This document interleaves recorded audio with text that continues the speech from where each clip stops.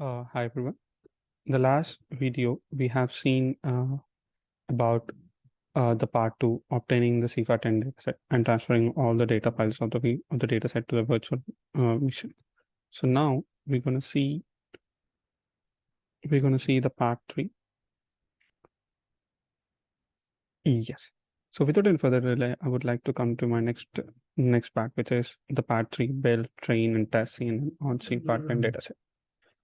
So after uploading the path, after uploading all the data files which are included to run the CNN model, on the further appreciating and after giving all the support functions which are needed to rearrange the data, the hot encoding and setting up the images which will be fed to the first convolution layer and then giving the functions which would be helpful to build, train, and test the CNN model, and then performing convolution computation, which is a dot product, as you can see in the right side screenshots which I have uploaded from my code. You can also see here, I've initiated the weights and the bias and perform some computation operations like the dot product. Moving further, we have to set up the value layer, the ReLU layer, and the performing computation, and then adding a pooling layer and reducing the spatial size. After setting up first fewly connected layer, then we have to perform computation as well as, so these you can see in my code which I have performed, and I kept screenshots for the better understanding for all of you. As you can also see, the relay layer, I have performed computation where I have created layer with the bias and filter shapes, and I have set up cooling layer, and then reduce spatial size and setting up a fully connected layer performing computation.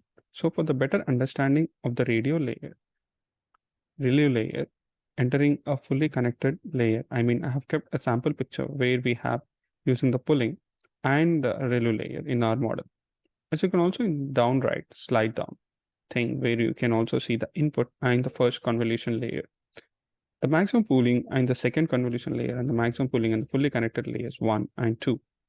So when you see the N1 channels, the N1 channels into the channels, these are up into in-gear fully connected layer. This is called feature extension part, where we have discussed in the concept thing, the core as in the example in the first video, the COLA example, This is the second part, classification, which is a classification of the second pass, where we have fully dense connection layer, and that gives the output after dropout, which connects with the further. Let's go to the next part. Yeah. Now you can see here the phase one, where we will build our first communication layer, where we create placeholders for the input and labels. Then we create our first convolution by giving parameters which are required, as you see the input channels of 3 and the output channels. We have given our filter size as 5 by 5. We have created the cooling layer, then creating second combination layer along with the value activation and cooling layer, which have input channels of 32 and 64 with the filter shape 3, 5 by 5. And then we create the cooling layer. Then after the second convolution layer after the value plurality, where we have inputs of 32 and output of 64 with the filter shape as a convolution layer 1, which is 5 by 5.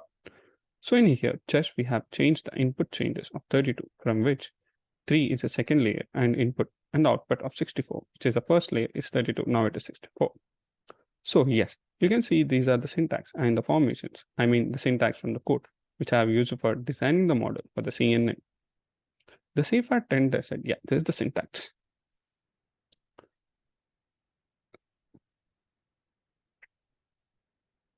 Yeah. Going on further, the flattening and the reshaping data, we are connected to layers, ReLU layer, output data layer, and then we connected finally a fully dense connector layer in the final outputs. Yes, creating my first fully layer with the rear layer and outer layer, dropout layer. This is the syntax I have used. As you can see, I have created a fully connected layer. By creating output layer, then feeding the output of the second pulling layer as an input of the layer. Yes, we have to get input for the fully connected layer from the second cooling layer, because we have constructed from only 2 convention layers in this model. That's why when we are when we are going for the feature extension part to the classification extension part, we have to connect our large layers cooling, the last cooling layer to the fully connected layer. So I have connected my second cooling layer to the first fully connected layer, then creating a dropout layer and the dropout fraction of outputs randomly. Yes, I have used the syntax in the code for creating a dropout layer and declaring placeholders and setting up the output to 0 so that I could be ignored in the next layer, then afterwards. We have finally created the fully final connected layer. Produce final outputs. We have defined it as Y prediction, created fully connected layer, and then compute the dot product between dropouts. The cooling layers afterwards are defining our layer in the phase, which is the last phase. Let's go to, yeah. This is our last phase, as I mentioned in the previous slide. The define is the loss function and optimize to optimize our CNN model. We have to assert the learning rate. This is the syntax I have used to create an optimizer to optimize our CNN model. Inserting learning data, come to the phase 2, where we have to train the test CNN model on the CPAR dataset. Before we build the dataset, before build the model, now we have to train and test the model. So in here, we keep a variable initializer and setting up the steps and collecting data points in the next step. So coming here, we set up a variable initializer. We use the tensor library, which is a dot variable initializer. After that, I'm going to the stepping further, we have to set up the steps. So when we set up the steps to 5,000, we have the batches of the images, like total number of images around 50,000. And we get 1,000 images. Yes. As we move further, we have to print out the accuracy. For every understand, we go the data point sample from the screenshot. Right side, you can see I have used the tensor library session. And I have given command to initialize all the variables and train the model and drop out probabilities around 50 and have test the model at least each 100 steps as the professor given us. And run the block of the cloud each 100 times of accuracy as we could see the cloud with the code and compare it with the fine matches of file prediction while true value and catches the matches after testing the model at each 100 step using take test data set and dropping out. None. There is no training here. I got accuracy around for this data set is around 66 or 67 accuracy here in the slingshot. I have shown up to only 3,600 steps. But as in a sample screenshots speak this in my report, which I have submitted.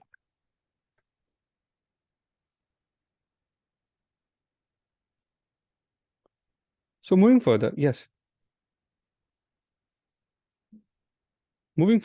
this part 4, we have to work on our convolutional neural performance.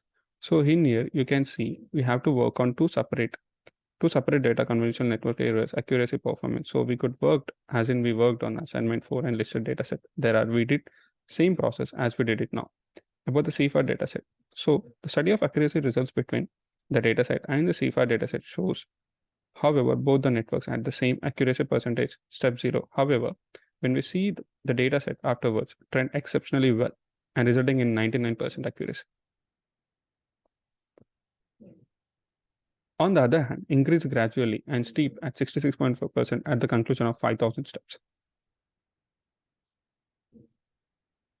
When it comes to the later, it might be variety of cause of such difference. It could be that 32 by 32 layer picture, which is a better resolution than MS, whereas 28 by 20. The resolution, I mentioned in the wrong way. Actually, it is 28 by 28 input images. I wrote some technical which improves accuracy.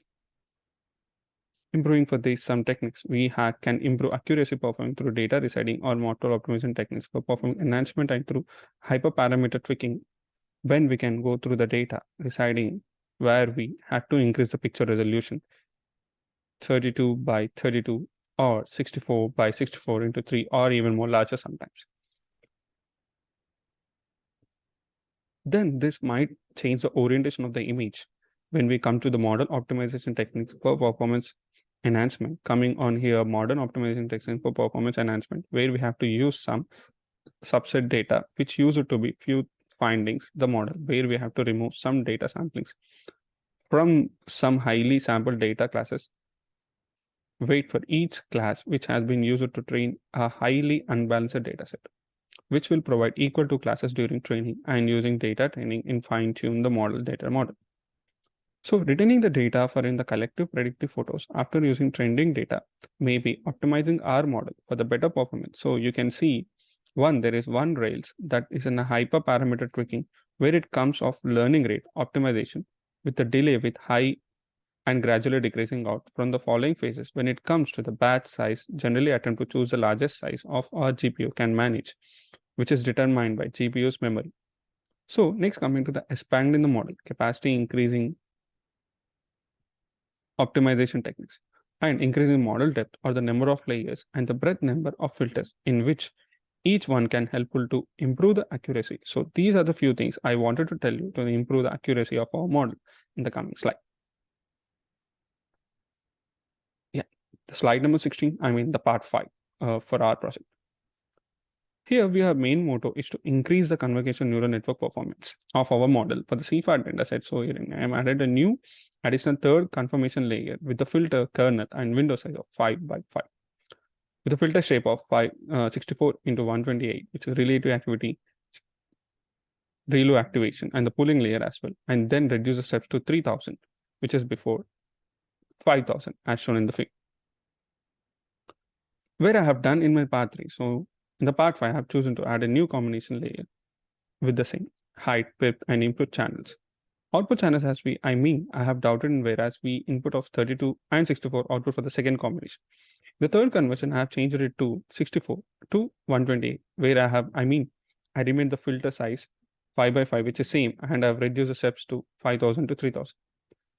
This is what I came to know about the results. So the accuracy when I predict from the classification, this is moderate, not so bad and good either. So after changing it to 3000, which is like 65.4 with the accuracy, I changed my steps to 3000. I don't know, but this accuracy I got when I changed, there is no significant improvement. But there is some important parameters like adding a convention layer, which does not have any ingredients on it because it does not affect my very much right. So in addition to adding step size 2, which I have decreased step size and increasing adding to the new layer, that's a big thing. That's good changes I have made all this. Even though my accuracy remains the same, which is, as I didn't see any much difference, I said its accuracy remains the same. So coming to as we move forward, that is like the convention layer through outwards and reshaping the flattened array. Yes, setting up the steps to 4000, and this is how it really looks. This is a simple screenshot. Then again, I'm telling you, I have uploaded all the which are required files for this for the report. Yes, but the accuracy have been decreased from the 66.4 from 4. The 4000 steps, because this is the final accuracy you can see because the steps are 4000. So this is the 300 steps for that. We will see the conclusion part in the next video. Thank you.